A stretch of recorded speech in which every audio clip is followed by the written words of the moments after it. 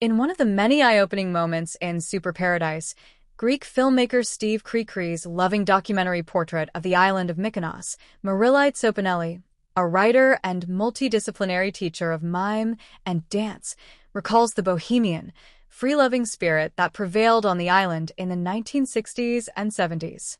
Most of my friends lost their virginity in 1971, Sopanelli explains. Another interview subject puts it more bluntly: so much sex. It would be inaccurate to characterize Krikri's documentary as a lusty romp through the hedonistic heyday of A Scandalous Place, as another of the film's talking heads describes it.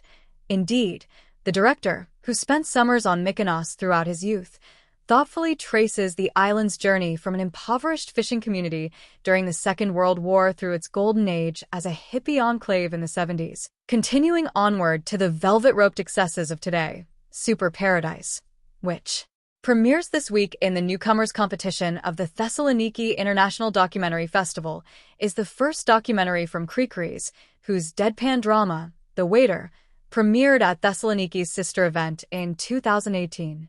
Based on an original idea by Paul Topaldos, who shares producing credits with Daphne Califati, it's an emotional return to one of the defining places of the filmmaker's adolescence, the site of endless summers that also marked an important milestone by setting him on a course to make movies. It was in Mykonos that Krikris, who was born in the US but moved to Greece around the age of 5, befriended a San Francisco gallerist who invited him to the Bay Area.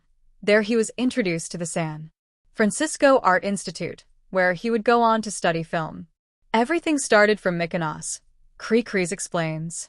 Super Paradise, which takes its name from one of the island's iconic beaches, charts nearly a century in the island's development, but it lingers longingly on the golden years when Krikris and his Athens pals would pitch up with just 1,000 drachmas, the equivalent of a few bucks today, and spend several weeks camped out under the stars, unfurling their sleeping bags on empty beaches or on the terraces of welcoming locals. It was the era, it was the music, it was the people, it was the place, Krikri says.